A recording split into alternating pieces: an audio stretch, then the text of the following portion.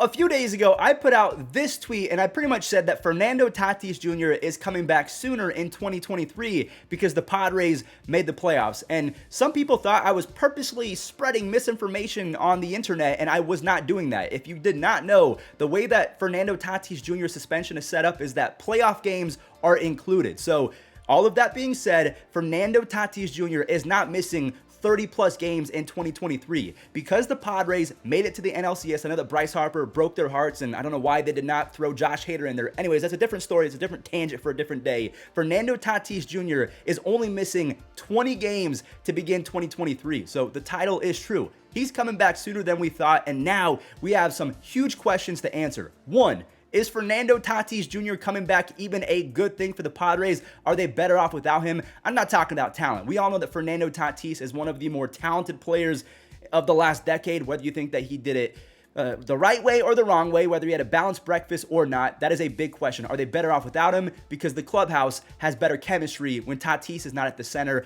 A second question, where do you put Fernando Tatis Jr.? Ha-Seong Kim?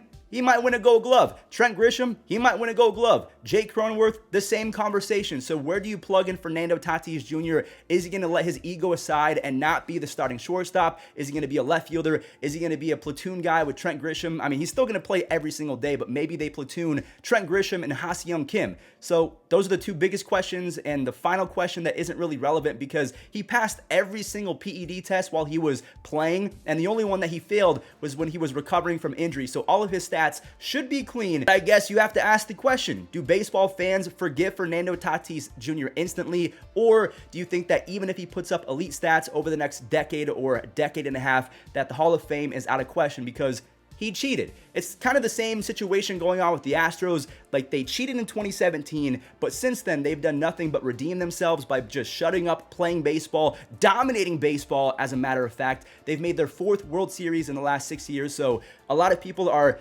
gaining their respect back for the Astros because they're doing it the right way. Maybe Fernando Tatis Jr. goes through the same sort of treatment. I don't know. I don't have the answers. But I guess the first question that we can kind of talk about is the fact that the Padres made it as far as they've ever had without Fernando Tatis Jr. It was because, in my opinion, there weren't any distractions. The Padres, all they had to focus on was baseball. They weren't arguing in terms of Manny Machado and Fernando Tatis Jr. about Fernando needing to really own up to his mistakes, that not everything is about him. That was a real argument. It was caught live on camera.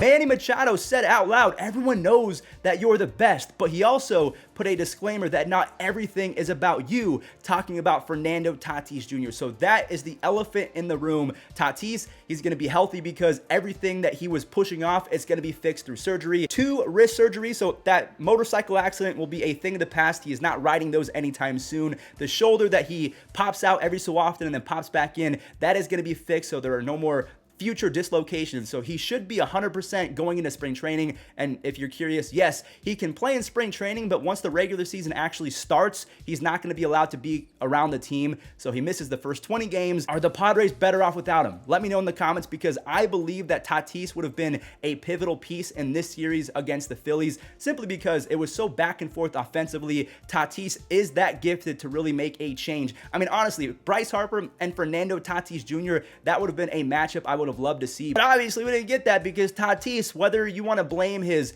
youthful ignorance, he has not been the smartest fella in terms of playing baseball, in terms of how he's conducted himself off the field. There has been so much drama and controversy surrounding Fernando Tatis Jr. So a lot of people are saying, hey, because of those distractions, we're better off without him. I don't believe that's the case, because on paper, you could be one of the best rosters in baseball with Tatis, Soto, Machado, all of them in the same lineup. I mean, that's a God squad. But then again, we also said that about the Dodgers in 2022, or at least I said that. So I guess talent doesn't always line up with playing your best baseball at the right time. Like the Phillies, I mean, you can make an argument that they're not better than the Padres, but they were playing their best baseball at the perfect time, and that's why they're heading to the World Series. So we've asked the first question. You guys have to let me know your thoughts in the comments down below. The second question, if Fernando Tatis Jr. comes back healthy, do you plug him in as your everyday shortstop, even though His arm was not the best in 2021, so a lot of people are saying that he's a bad defensive shortstop. I still believe that Fernando Tatis Jr. can be a Gold Glove shortstop, but because he had so many throwing errors, it really messed up his DRS and his defensive rating. So for me, is he better than Ha-Seong Kim? No, Ha-Seong Kim is a superior defender in my opinion, but by a lot, probably not. Ha-Seong Kim kind of has a noodle arm when compared to Fernando Tatis Jr. I think that Kim was topping out at 83, 85 miles an hour. Tatis can sling that thing 95 miles an hour, so those are going to be huge when it comes to double plays. Then again, Fernando Tatis Jr. is a speedster. He is in the top 5% in speed, so if you could use him as a left fielder with his speed, his range, his arm, that could be a huge asset. But a lot of Padres fans are saying, yeah, we love Ha-Seong Kim. He did a great job in replacement of Fernando Tatis Jr., but Tatis, he's the future. We're going to forgive him. We're going to be all right. He's stupid. He's young, but he is not going to be the captain because Manny Machado is going to be that guy. So plug him in at shortstop. You keep Jake Cronenworth at second base. You trade Trent Grisham or something. I don't know what the Padres are going to do. That is a valid question. What do they do with Fernando Tatis Jr.?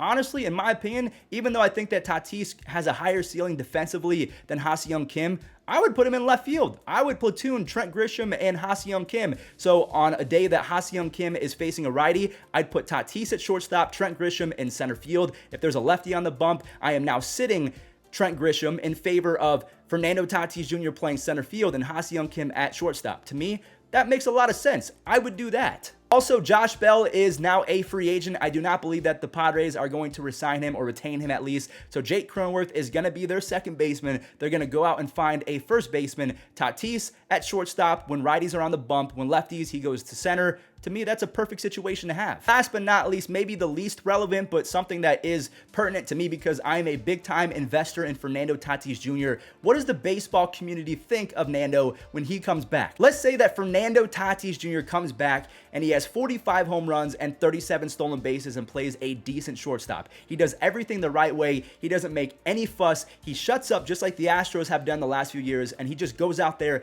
and plays baseball. Does that garner any extra respect that he lost in the process of riding motorcycles, doing a lot of things that are just not considered to be smart, whether it's a baseball player or an individual off the field? Does he gain back the respect if he does it the right way? Or is Fernando Tatis Jr. always going to be labeled as a cheater? Now, again, the caveat is Fernando Tatis Jr. has taken PED tests from his rookie season all the way up to when he got busted. He got busted while he wasn't playing, so he didn't accrue any stats while cheating, but every other game that he played was technically clean because he passed every single test. So that is a valid argument that you can make, but then some people, they're playing devil's advocate and they're saying that because he cheated once, how do we know that he wasn't cheating all along and MLB just didn't detect it? I guess you could ask that question. That is something that is of importance. But to me, the record-breaking stats that Fernando Tatis Jr. put up as a 20, 21, 22-year-old, those were clean. He took this substance to try and fix his ringworm or whatever you want to believe, or just get on the diamond quicker. In my opinion, Tatis, his stats are clean. When he comes back, he will be clean, hopefully, crossing my fingers. And to me, I feel like if he has a great next decade of play, he will be eligible for the Hall of Fame in terms of the voters and their perception of him. So that does it for today's video. Let me know what you guys think in the comments down below. I know this is going to get a little bit spicy because Tatis is so controversial both on and off the field. So let me know your thoughts. I appreciate you guys watching until the end. If you did, leave a like, hit that subscribe, do all that fun YouTube stuff. Stay safe out there, and I'll catch you in the next one.